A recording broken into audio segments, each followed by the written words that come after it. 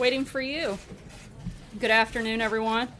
Before we get started, I'd like to bring up National Security Advisor General H.R. McMaster and Treasury Secretary Stephen Mnuchin to discuss the administration's response to the Maduro regime's recent anti-democratic actions in Venezuela.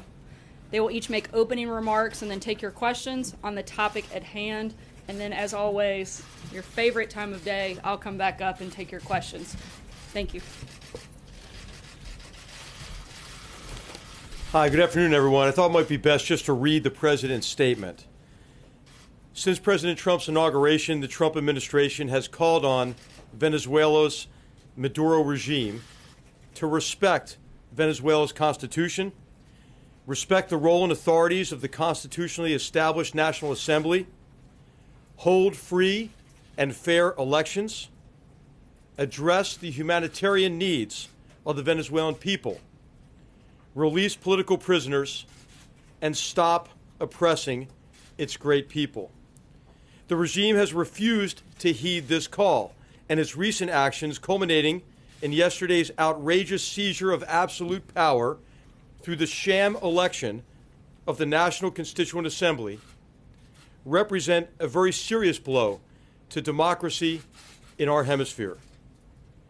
Maduro is not just a bad leader, he is now a dictator.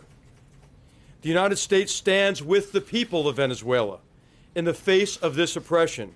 We will work with our partners to hold accountable all those responsible for the escalating violence and ongoing human rights violations. The president promised strong and swift actions if the regime went forward with imposing the National Constituent Assembly on the Venezuelan people, and he will keep that promise. Secretary Mnuchin. Thank you, General. Today, the United States is broadening its effort to address the ongoing assault on Venezuela's democratic institutions by the Maduro regime. Treasury's Office of Foreign Assets Control, OFAC, has sanctioned the president of Venezuela, Nicolas Maduro Moros. As a result of today's sanctions, all assets of Maduro subject to U.S. jurisdiction are frozen, and U.S. persons are prohibited from dealing with him. As President Trump said earlier this month, the strong and courageous actions by the Venezuelan people to stand for democracy, freedom, and the rule of law have been continually ignored by Nicolas Maduro, who dreams of becoming a dictator. Yesterday's illegitimate elections confirm that Maduro is a dictator who disregards the will of the Venezuelan people. The National Constituent Assembly aspires illegitimately to usurp the constitutional role of democratically elected National Assembly, rewrite the Constitution, and impose an authoritarian regime on the people.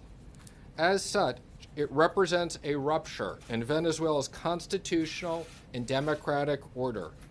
By sanctioning Maduro, the United States makes clear our opposition to the policies of his regime and the support for the people of Venezuela, who strive to return their country to a full and prosperous democracy. As the country's head of state, Maduro is directly responsible for Venezuela's descent and for the destruction of democracy. Adding Maduro to OFAC's list of specially designated national reflects our commitment to not stand by idly as Venezuela continues to crumble under the regime's abuses. We hope that these sanctions will make all Maduro regime officials reconsider how their actions have affected their country. These actions highlight the high cost and personal repercussions and enablers of this regime could face if they continue their reckless and undemocratic activities. Anyone who participates in this illegitimate ANC could be exposed to future U.S. sanctions for their role in undermining democratic process and institutions in Venezuela.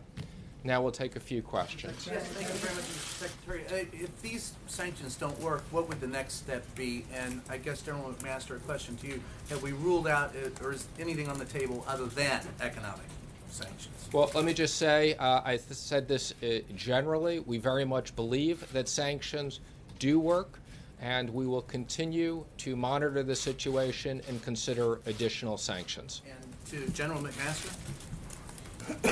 The president has prioritized really his concern for the Venezuelan people. And so he's only considering those options which would benefit directly the Venezuelan people. Thank you very much. Thank you, sir. How many times has OPEC sanctioned a head of state before? And does Maduro have any assets in the U.S.? I can't comment on his assets, and this will be the fourth head of state.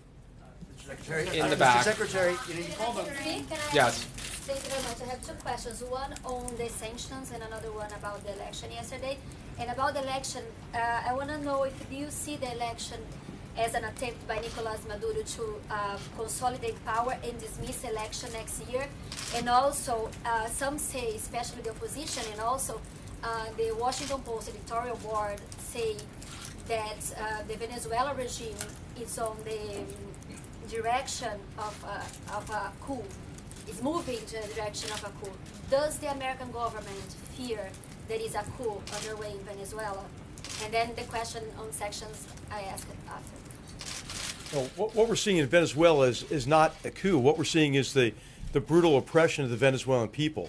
And so it's clear if you contrast the turnout from the opposition referendum to the very low numbers of the turnout during this farce associated with the Constituent Assembly, I think you see what the true desires of the Venezuelan people are. Okay, can I go Yeah, ahead? I had this, right, yes. Thank you, sir. Actually, this goes to either or both of you. How is this different from what happened in Turkey when President Erdogan also seized expanded powers in a referendum that some considered to have a questionable result?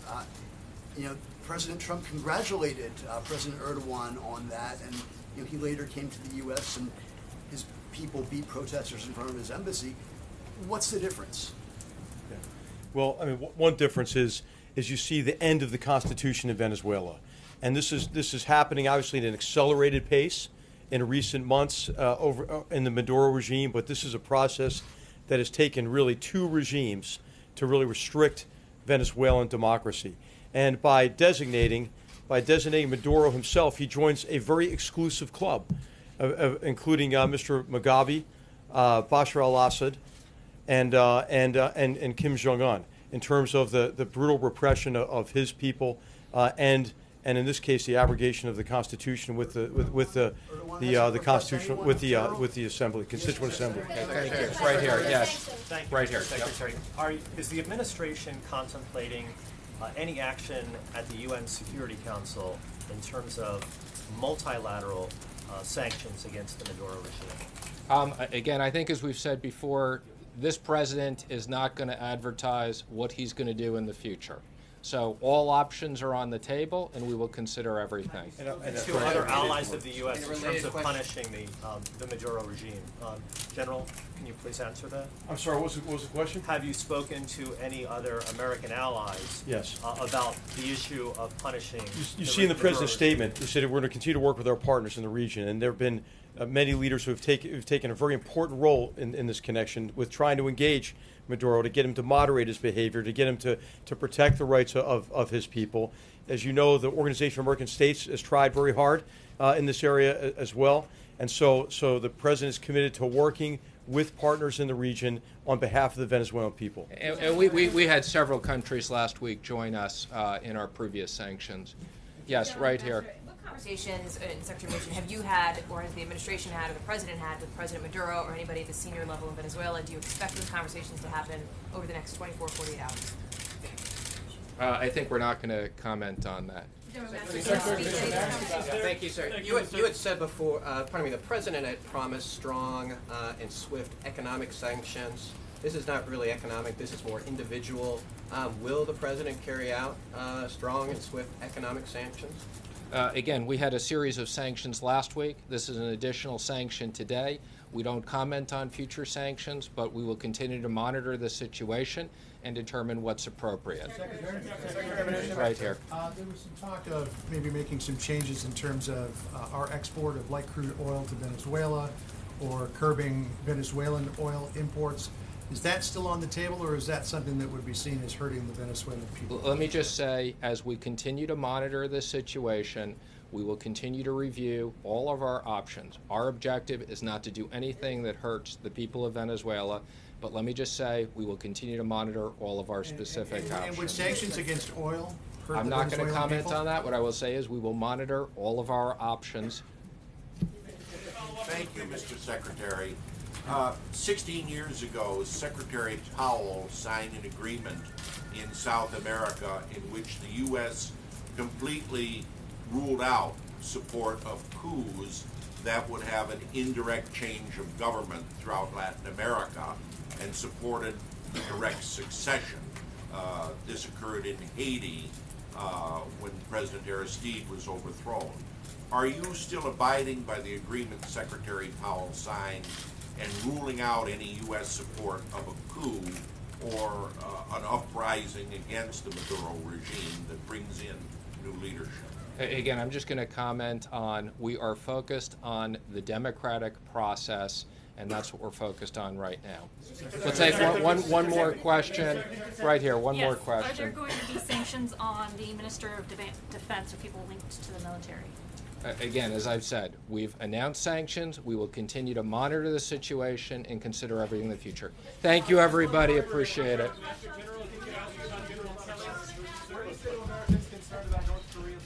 You guys wasted all your questions on the same one over and over. Just kidding. Tough crowd today. I know it's a little late than we're used to doing the briefing, so I'll just have a few updates before I get to your questions. I wanted to make sure you are all aware that last week the First Lady announced that she will lead the United States delegation in support of the more than 90 American athletes competing at the Invictus Games in Toronto, Canada this September. As the President often says, there's no better representative for the United States than the First Lady, and he's very proud to have her leading the team that will support these American athletes. The First Lady is very much looking forward to her first solo international trip, and her office is available to answer any questions you may have. As you know, the Vice President is overseas on a 3-country visit to Eastern Europe.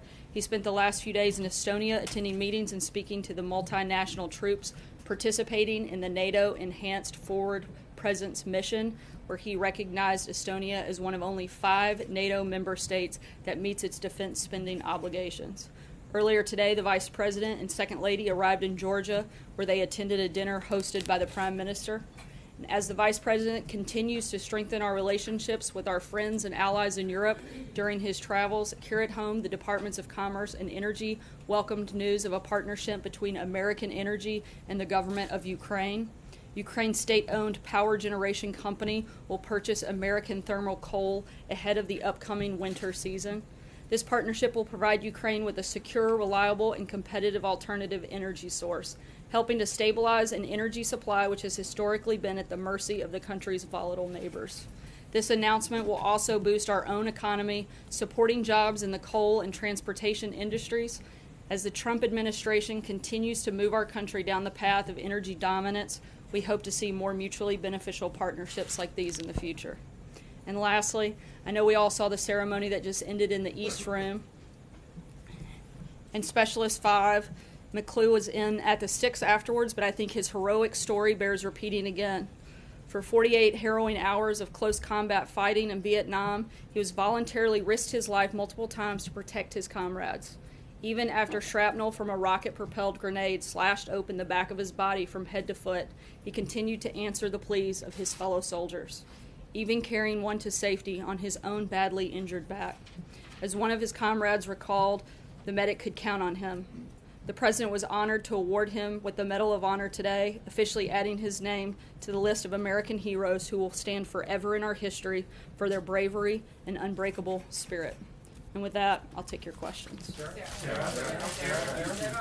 What happened, Sarah? What happened? It's kind of fun. How long will you yell? Just kidding. Jen, go ahead.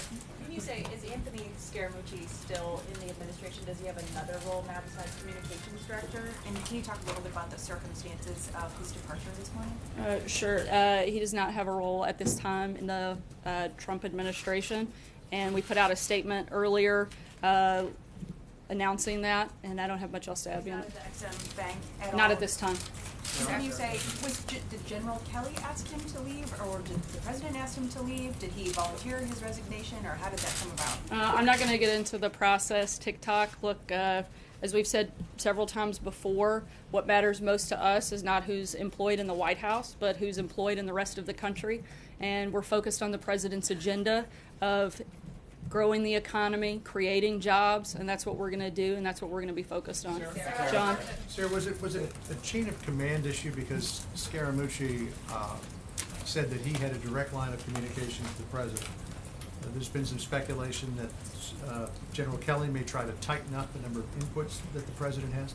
So was it something about the chain of command, or did it have anything to do with that interview that Scaramucci gave last? Look, the president certainly felt that Anthony's comments were inappropriate for a person in that position, and he didn't want to burden General Kelly also with that line of succession, as I think we've made clear a few times over the course of the last couple of days to several of you individually, but General Kelly has the full authority to operate within the White House, and all staff will report to him. When you say you didn't want to burden him with that line of succession, you mean the chain of command? Yeah, correct. And And if we could just clarify one point about this chain of command. Apparently Jared Kushner and Ivanka Trump have said they look forward to following General Kelly's lead. When it comes to the people who have access to the president, will that conduit be narrowed down now? Will everything flow through Kelly, or will some things still flow around the Chief of Staff's office? As I just said, the president's given full authority to General Kelly, and he'll make those determinations. April. Sarah, this statement that was released by the White House says Mr. Scaramucci felt that it was best to give the Chief of Staff, John Kelly, a clean slate and the ability to build his own team. But you just said the president felt that his comments were inappropriate. I don't see those as being mutually exclusive. I think Anthony wants General Kelly to be able to operate fully with a clean slate, build his own team, while at the same time the president felt his comments were inappropriate. Those two things aren't mutually exclusive. And a follow-up to that, with the new hierarchy with General Kelly, tell us what it looks like in this administration. You know, as we've laid out, General Kelly, I think, will bring a new structure to the White House and discipline and strength, and we're all really excited to work with him. And in terms of, I'm not going to draw out an org chart up here, but we'll keep you guys posted as Steve Bannon, Kellyanne, everyone reports under him instead of going straight to the president with issues. Does every special assistant go to General Kelly first? I think I've been clear that General Kelly has the full authority to carry out business as he sees fit. John Decker. Thanks a lot, Sarah. Real quick one first. I have two for you. The real quick one, it regards Sean Spicer. Will he be in the administration in any way now that Anthony Scaramucci has announced that he will not be a part of the Trump administration? I'm not aware of any changes that have been made on that front. And then my second one is this: 10 days ago, Anthony Scaramucci was introduced as the new White House communications director. 10 days later, he's out of a job. The president announced on Twitter that there's no chaos at the White House. How would you describe what has happened over the course of the past 10 days? Obviously, you will agree with your boss, the president, that there's no chaos, but how do you explain that not to be the case? I think it's pretty simple. I've said it before. If you want to see chaos, come to my house with 3 preschoolers. This doesn't hold a candle to that. Just to be clear, that's not an open invitation to come to my house. But if you guys want to schedule babysitting time, I'll be happy to work that out. Does the president regret hiring Anthony Scaramucci? I'm not going to get into anything beyond what I've already said on that front. You said you don't want to get into the process, but you already did. The statement says that Scaramucci felt. So you're basically laying this on him. You're saying that it was his decision. Was it his decision? I think I've been pretty clear that the president felt it was inappropriate. Both Anthony and General Kelly also, I think, came to a mutual agreement, and we're moving forward to focus on the jobs outside of this building, not within it. So two questions, one on this and then a different topic. Just to clarify, because I want to make sure I understand the word he here, who this refers to. You had said a minute ago, he didn't want to burden General Kelly also with that line of succession. The president. That's the president. So it's you were saying that it's the president who was deciding that. Look, we all serve at the pleasure of the president, but I think that this was a mutually agreed conversation that took place between several people. And then Stephen, on the other topic, oh, sorry, another topic. Just on Russia and Russia sanctions, do you know whether the president has or intends to soon sign the Russia sanctions bill? And why hasn't the president taken the opportunities he's had today, several public opportunities, to say something in response to Vladimir Putin's retaliation with the 755 diplomats? Yeah, so we put out a statement over the weekend stating the president's intent to sign, and we'll let you know when that takes place. Again, we'll let you know when that's going to happen. And in terms of your second question, the follow-up was, I'm sorry? Why hasn't he taken the opportunity to say something forceful to President Putin? I mean, I've talked to folks today who said it's kind of striking, the silence from the president, with no sort of response out of his own mouth. He had a couple of opportunities today to say something about it, and he didn't. Right now we're reviewing our options, and when we have something to say on it, we'll let you know. Jill? Sorry, not to beat a dead horse, but to go back to April's question. Why You not? said That's our earlier- favorite thing to do. You said earlier all staff will report to the new chief of staff. Does that include Jared Kushner? Does that include Steve Bannon? Everyone reports to Kelly? That includes everybody at the White House. Okay, and then I want to also ask just a question about tax reform. Will the administration absolutely support the version of tax overhaul that comes out of the Ways and Means Committee? Well, we're working hand in glove with, we put out a joint statement with the Big Six. We'll continue working with them and announce details as they come forward. Francesca?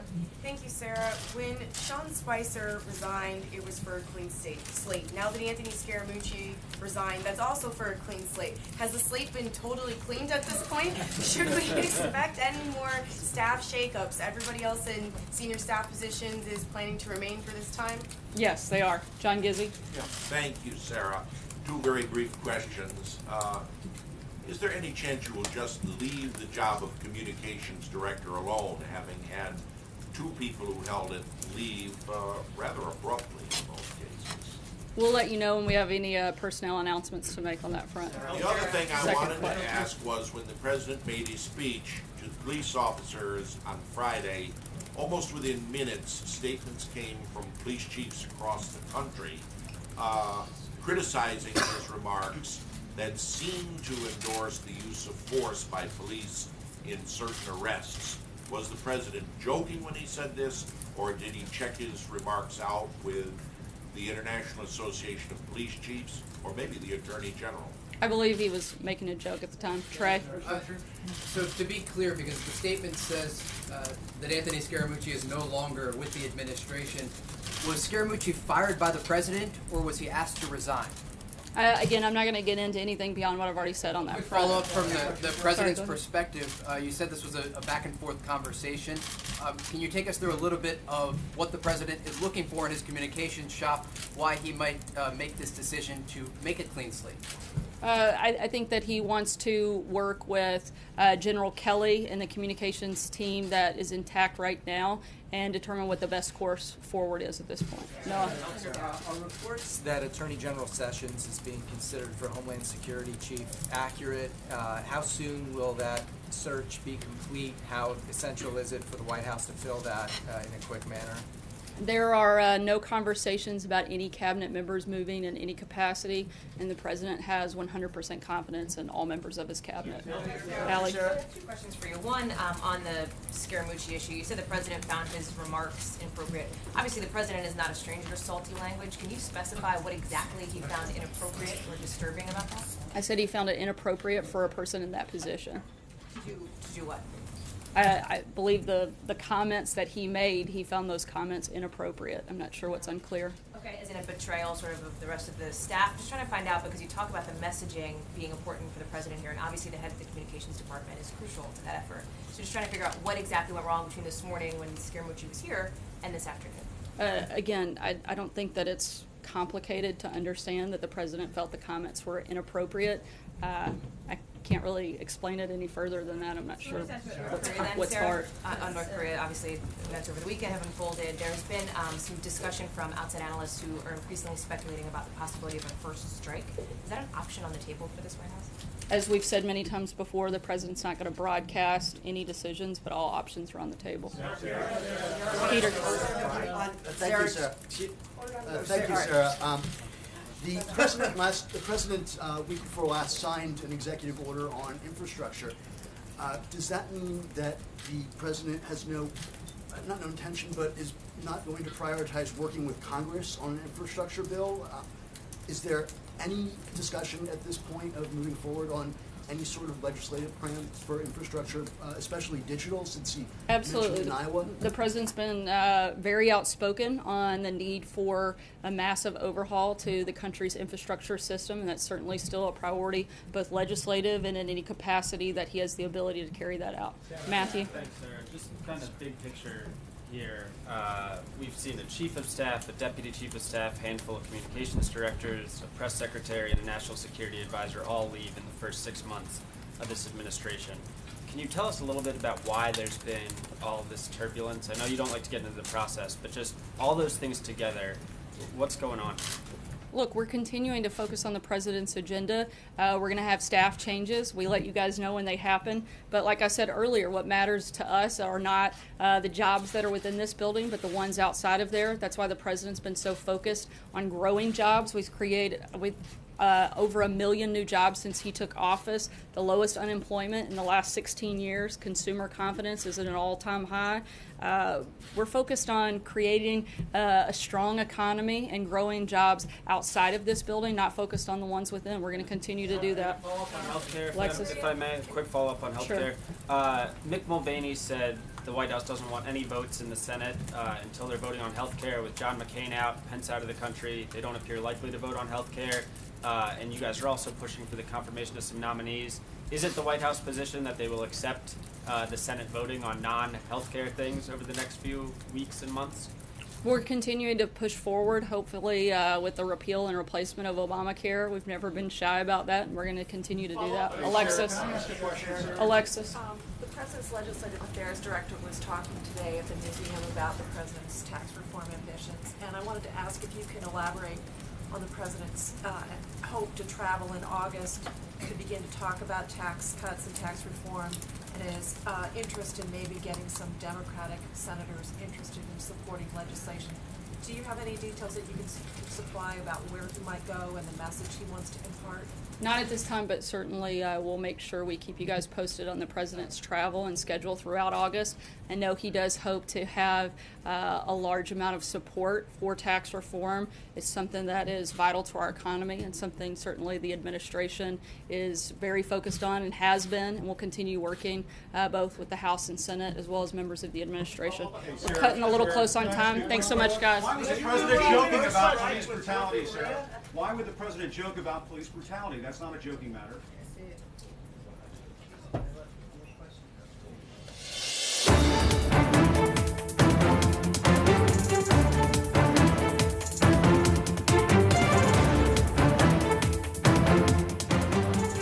Hi there and welcome to ABC's The Briefing Room. We're live here in the ABC Newsroom. You just heard Sarah Huckabee Sanders on another eventful day at the White House. I'm joined here by my colleagues John Santucci, who broke the big news of the day. Congrats on the scoop, breaking the news about Angel of Death, Rick. when his byline's out there, it's not a good day at the White House, I can tell you that. Mary Bruce, our congressional correspondent, here because there's not much to do on the Hill. But I thought you guys got extended. What happened with that? We'll talk about that. Okay, There's more to come. We'll get there. Also, we have at the White House today Catherine Faulders and Ben Siegel joining us. So let's start with you at the White House if we've got you. You guys hear us, Ben and Catherine? Okay, we'll get to them in a moment. So let's start with the Tooch. Breaks the news about the Mooch. 11 days? Oh, seriously, 11 days? First of all, unless everybody's changing this, it's 10 according to all the Yeah. little gifs and emojis about how to lose a Again, in more 10 math days. problems on this show. All I know is I went on vacation for a week. Last time I was here was the day you got named. You so blinked. I missed everything. Yeah, you missed everything. You missed everything. Actually, his official start date was last Wednesday, so you didn't miss too much. This is crazy, and I know we say this all the time, but just this about one the comes to chaos, another level. This is a whole nother different level. So you have General John Kelly, first day on the job, getting things in order. You know, there's no leaking, nothing happening, everything's quiet, and then this bizarre phone call, as I shared with both of you, that Mooch is out. Yeah. And running here, trying to figure this out, can't be true. Can't be. This is the first day. Why would anything bad happen? Stupid me. They really felt as though they needed a clean slate. And I feel like we've said that phrase now about 5 times in the last month. But Mooch was creating a real problem for this White House, which was focus. If there's anything this president hates more than anything, it's people taking the spotlight. It's also people taking the spotlight and getting into the New York tabloids. And we saw over the last several days, we're not going to get into it, but Mr. Scaramucci's personal life very much being played out in page 6. And the timing of this is, I mean, it's not a coincidence. This is also General Kelly's first day as the new chief of staff. Now, you know, this morning the president, of course, was tweeting, no chaos in the White House. Chaos? What chaos? And then, of course, hours later, this all happens. But, Rick, you've been making the argument, we've been talking about this. This may not be a sign of more chaos, but actually a sign of Kelly trying to get things in order. Yeah, and you just heard Sarah Sanders talking about that exact thing, that Kelly clearly played a role here in trying to get people in line. And you mentioned the clean slate. I mean, it's pretty remarkable when you think that Spicer left the White House now just 10 days ago. But wait, Mary, he didn't even leave the White House yet, Mary. He's still there. Sorry. He, in theory, decided to step away from the role to give this clean slate to Scaramucci. Now Scaramucci's giving a clean slate to Kelly. It's this roundabout clean slate club. Yeah. And the question is, you know, when are we going to see that clean slate? What comes of that clean slate? Will it be more order? It is only Monday afternoon. It is the beginning of the Kelly era as well, and it may be one of those rare situations where the chaos is actually a symptom of order, because this is house cleaning. This is giving him the opportunity. You heard Sarah Sanders say you didn't want to burden him with those weird lines of authority that would report up directly to the president. You also saw the president's very happy with his choice of the chief of staff. Thrilled. Loves the idea. Generals. Loves calling him general. He's not just the chief. He's the general. He's the general. And he's touting the accomplishments today. There's a sense that if you can bring some order from in the Kelly era at this White House, that they can start getting back on message. It hasn't happened today, but John, do you see pieces in place, a different structure that might bring different results? I think it's still, exactly. I still think it's too early. I think at this point the cake is in the bowl. It's going into the oven. We'll see what pops out. I mean, it's not in there. The job a couple 5.5 hours. I mean, now 6.5 since you and I talked earlier. Bush is cooked, but what's next? Yeah. Right, exactly. You got one lasagna done, right? But as far as Kelly's concerned, in talking to his staff this afternoon, before this story broke and after, they said there is a bit of a sense of calm. They have not felt the panic and paranoia, the constant flow of people trying to get into the Oval. And Kelly has made that very clear to Trump. Remember, Kelly was offered this job originally in May, turned it down, came back, and our understanding on this really gave a guideline to how he would accept this position. He wanted the authority. Obviously, seems like the president has given that to him. So, Catherine Falders over at the White House, we have the big news dominating today's briefing. What's the sense there as to what Scaramucci has done? I mean, it's only been 10 days, but this was on-camera briefings. That's got to be a part of this. And even the turmoil of the last 10 days seems to have changed some storylines over at the White House. Yeah, I mean, just as you said, I think this is probably the shortest serving comms director. I could be wrong, but I think he's only been on the job. He accepted it 11 days ago. He's been on the job for 6 days. One of the first things he did was he came in and he sat his comms shop down together and then tweeted that the briefings were going to be back on camera, and that's what we've seen. The briefings are on camera. Sean Spicer, who advocated for them not to be on camera, is still very much at work. So if you look back on his accomplishments, I guess, over the past 6 days, you would say probably that was one of them. But, it's interesting, the sense over here, and I missed what you guys were talking about at the top because I was rushing over here, but when the news broke, I have to tell you, over in this White House, the walls are so thin you can hear everything. And John put the reporting out. It was tweeted, and all of a sudden, I have to tell you, the place just erupted. People said, "Oh my gosh!" Everybody was screaming. I have to say that every single time this happens, it's so interesting. It's like a herd of cattle over here. You run out of the press filing area behind the briefing room, and then you sprint up, and everyone's always standing outside Sean Spicer, now Sarah Sanders' office, where Sean Spicer was, I believe, helping craft this statement. And I just thought to myself, this feels all too familiar. We were just here the other day. We're standing out there when Sean resigns. Now we're up there again. Where's Reince Priebus? And now we have, I have to say, it's, I think, 3 senior level officials gone from this White House in 11 days. And the fact that Sean Spicer was involved in crafting the statement. The musical chairs is just. Oh my God. Go figure this one out. And now he's it's without a funny over here communications because when Sarah briefs, she of course gets briefed on the briefing like Sean did. They have these comms meeting, but he's in them. He's in them helping her. So he hasn't really left. Reince is gone, but Sean is still very much here. So And it who seems knows? there's some questions of whether who fills this role now. Right now Yeah. we have another vacancy. This other sort of domino effect of how this impacts the rest of the administration. But who comes in and fills that role? And of course, Sean Spicer is still there, helping to fill in for the role that he used to have. Now may Could he be helping. You can always rescind a resignation. Yeah, I mean, Trump it doesn't take an respects effect. Well, But Sarah this was is all- asked about that, and she said there's been no changes. But I have to tell you that we saw President Sean Johnson. around here, and he's he looks much happier than he did, I guess, last Friday. So you know what? we You do never know- know. Crazier things have happened. Literally, that's Yeah. true. So, as you know, Catherine, and you know very well, Mary, he's had no shortage of opportunities to lambast Congress in the last couple of days and talk about how they have to get back on health care. We saw last week that really dramatic moment with John McCain, but the president's not giving up, even though Congress is doing what exactly? Yeah, I mean, the president certainly is ramping up the pressure, urging them to not give up this fight, to keep at it, to try and do something on health care. And I think they know they have to do something. I mean, this is their signature promise to the American people for 7 years to repeal and replace Obamacare. We saw that come crashing down in very dramatic fashion last week. With a thumbs down. Crashed down with a thumbs down early on Friday morning. Man, that was just Friday. Yeah, I know, exactly. Isn't that amazing? But the question is now what, right? Yeah. And you're seeing, there are a couple ideas, some plans out there that may be gaining a little bit of momentum, but nothing that so far seems to be able to gain enough support to push this anywhere close to over the finish line, because you still have the same problems. Despite what the president has been tweeting, the issue here is not necessarily opposition from the Democrats. It's not the rules in Congress. Right. It's opposition within his own party, But Mary, failing to be able to get this done. But here's my question, though. They've now extended into the beginning of the recess. They're going to be here for what now? 2 more weeks. 2 more weeks. Is there anything, honestly, that gets done in 2 weeks? No, and the thing is, they extended this deadline. They announced it several weeks ago that they were going to Right. give themselves an extra 2 weeks, and not necessarily because of healthcare. No, wink, wink, nod, nod. Right, We all we all knew knew that it was, was, really what's going on here. But the official reason that was given was because they wanted more time to push through some of these nominees to get some the more cabinet, folks in some right. of these positions, Right. beef up some of the administration's positions. But and they're Doesn't working seem like on it, that. though. But I would not hold your breath for any big movement on healthcare over the next 2 weeks, especially because the House is already said Right, see you they're later. gone, They're already on vacation. I want to get to Jeff Sessions. Didn't come up in the briefing directly, but we did see him at least briefly this morning at the cabinet meeting. Oh, their first Is this- face-to-face. Yeah, a little awkward moment. John, is there. this a sign? Is this a thaw? Is this a taunt? No, this is. I mean, come on. Even anybody can answer that. I mean, what an awkward little moment there, and not even like he was in the room.